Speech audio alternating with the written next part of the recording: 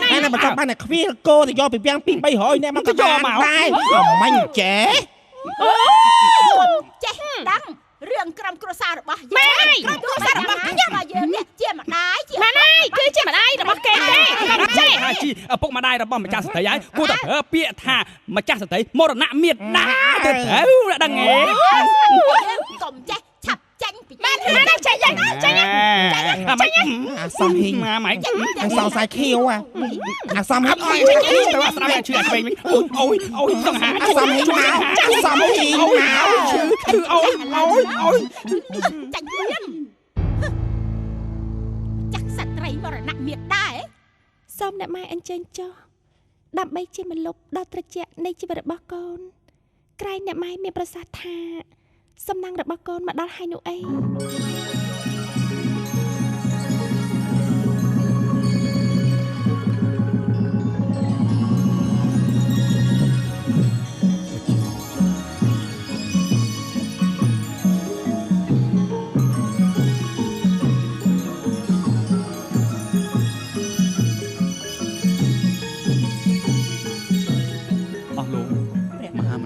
ថ្លៃពិសេសថ្ងៃស្អែកនេះខ្ញុំនឹងរៀបអភិសេកជាមួយមរណមេត្តាធ្វើជាព្រះរាជអគ្គមហេសីទទួលព្រះរាជបញ្ជាក្រាបទូលអ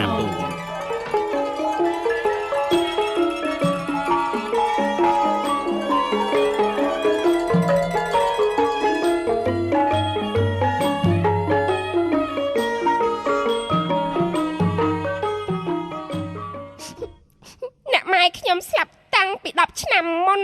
ហេតុអីអ្នកម៉ែមិនមកជួយខ្ញុំ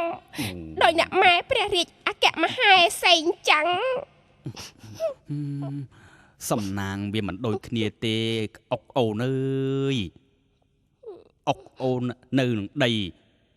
ឈរមើលមេឃវាខ្ពស់ខ្លាំងណាស់ណាអូនក្អុកតែមនុស្សដូចតែគ្នាហ្នឹងក្អុកអើយម៉ែអញស្លាប់ជាង20ឆ្នាំហើយគាត់មិនដែលមកជួយអញម្ដងណាទេអញក៏មិនដែលតូចចិត្តឆ្អិតទ្រូងឬក៏ប្រហោទឹកភ្នែកទឹកនេត្រាអីទេក្អុកអើយបើសិនជាគាត់មកជួយអញវិញណាម្លេះអញនេះឡើងជាព្រះរាជអគ្គមហេសីទី1តាមពីយូរយារណាស់មកហើយម្លេះមិនបានមកអង្គុយចិត្តក្អុកឯងទេប៉ុន្តែសំណាងអញក៏ស្មានបានដែរណែអញប្រាប់ទៅបើសិនជាអញណាឡើងជាព្រះរាជអគ្គមហេសីមែនណាអញណាមិនអោយព្រះស្វាមីអញហ្នឹងយកស្រីមុខដូចក្អុកឯងនេះធ្វើជាស្នំនោះទេ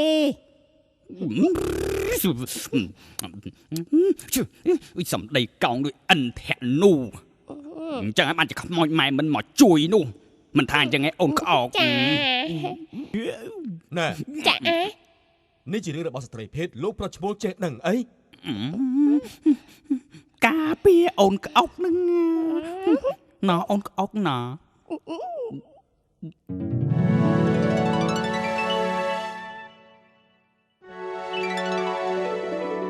អ្នកម៉ែតើកូនកំពុងតែយល់សប្តិឬក៏ជាការពិតវាគឺជាការពិតមិនមែនសុបិនទេអូននឹងជឿចិត្តបងទៀតមែនទេព្រោះព្រះអង្គជ្រុលព្រះអង្គមិននឹកស្មានថាខ្ញុំម្ចាស់អាចដកដាមរលក់បានខ្ញុំម្ចាស់គឺជាស្រីស្រុកស្រែថែមទាំងល្ងងខ្លៃទៀតបេះដូងពិតមិនអាចនិយាយពាក្យថាជ្រុលបានទេអូនបងរៀបអភិសេកជាមួយអូនដោយសេចក្តីអាណិតនិងស្រឡាញ់ពេញស្នេហា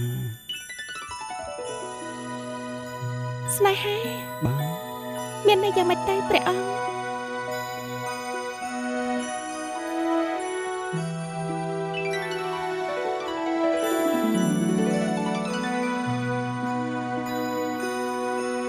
ស្នេហាគឺជាមនោសញ្ចេតនាតែមួយដែលមានតម្លៃស្មើនឹងកែវភ្នែកហើយមានន័យមិនអាចគណនាបានព្រោះវាមានទំហំធំជាងមេឃហើយជ្រៅជាងមហាសមុទ្រទៅទៀតដូចជារាត្រីនេះបងនឹងបញ្ជាក់ឲ្យអូនឃើញថាស្នេហាវាមានរសជាតិបែបណា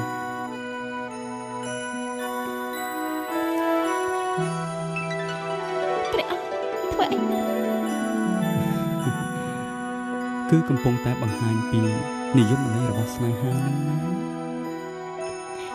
ខ្ញុំម្ចាស់មិនយល់ទេ បន្តិចទៀតអូនពិតជាយល់ហើយម្ចាស់ស្នេហ៍អូនគឺជាស្ត្រីតែម្នាក់គត់ដែលបងមិនអាចបំភ្លេចបាន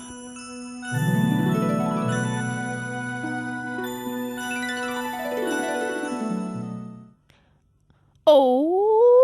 យស្រួលខ្លាំងណាស់ព្រះស្នំ ស្រួលយ៉ាងម៉េចទេនាងសេះ ណែស្រួលត្រង់ថាព្រះមហេសីមរណមេត្តាគ្មានចំណុចត្រង់ណាលើព្រះស្នំសយឺតស្ទុយមិនឆើតឆាយមិនចេះផ្គាប់ផ្គុនយកប្រតិព្រះអង្គដោយព្រះស្នំទេ យ៉ាងម៉េចនាងសេះឯងកំពុងតែដៀលយើងថាយើងនេះជាស្រីឲ្យដៃព្រះអង្គហើយមែនទេ ណែ មែនហើយព្រះស្នំត្រូវតែពិចារណាឡើងវិញនាងសេះនិយាយពិតជាមានន័យដូចព្រះស្នំគិតហើយព្រះស្នំ ណែមិនមែនចឹងទេព្រះស្នំនាងខ្ញីមានចេតនាបកាច់បខូចនាងខ្ញុំហើយនាងឯងនេះចង់បកាច់តកូលមួយតាគីអញផងឯងនាងខ្ញី ព្រះអង្គមិនគួរតែលើកស្ទួយនាងស្រីជនបទសាច់ឲ្យខ្មៅគ្មានជាតិទេ ចាប៉ាត់មែនហើយព្រះស្នំមន់ព្រៃចង់កំចាយមន់ស្រុក ណែនាងសេះនាងខ្ញី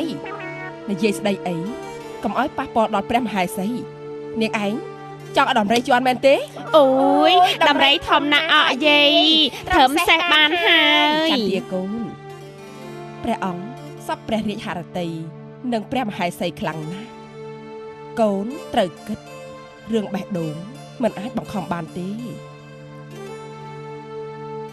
មកនាងសេះ ចា នាងខ្ញី ចា ទៅជាមួយយើងទៅមើលនាងមន់ព្រៃហ្នឹងតើវាអស្ចារ្យប៉ុណ្ណាទៅ អូយពិតជាអស្ចារ្យមែនណាព្រះមហេសី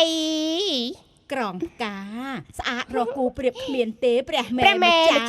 ចេះតែបញ្ចូលខ្ញុំហើយបងខ្ញុកបងក្អក ព្រះមេខ្ញុំម្ចាស់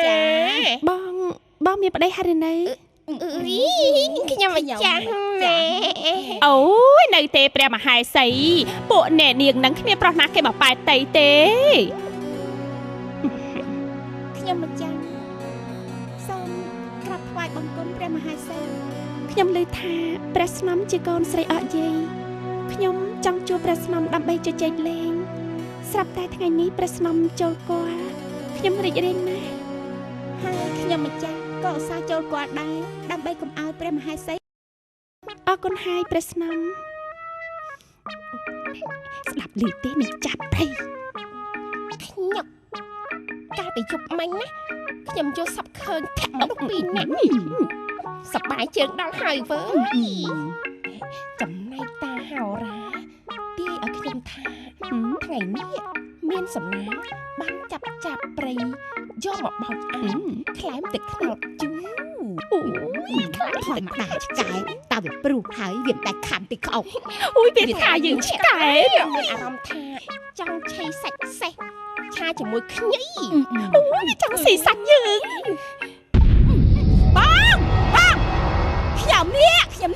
ខ្ញុំនេះក្រំទ្រូងឈឺចិត្តឡើងអស់3ឆ្នាំចំខួឈាមតែខំប្រំបៀមលេបទុកមកវិញព្រោះតែមីខ្មរណៈគ្មានដានហ្នឹងណាវាបានឡើងធ្វើជាម្ចាស់ស្ត្រី ចូលវាយ៉ាងម៉េចមិនកាលី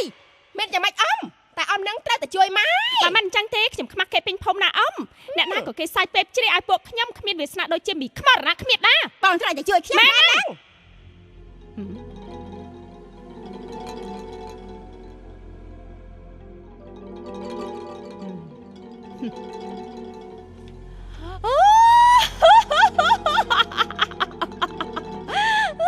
យើងគិតឃើញហើយថាត្រូវធ្វើយ៉ាងណានោះធ្វើយ៉ាងម៉េចបងពួកមីហងឯងចាំតែមើលទៅ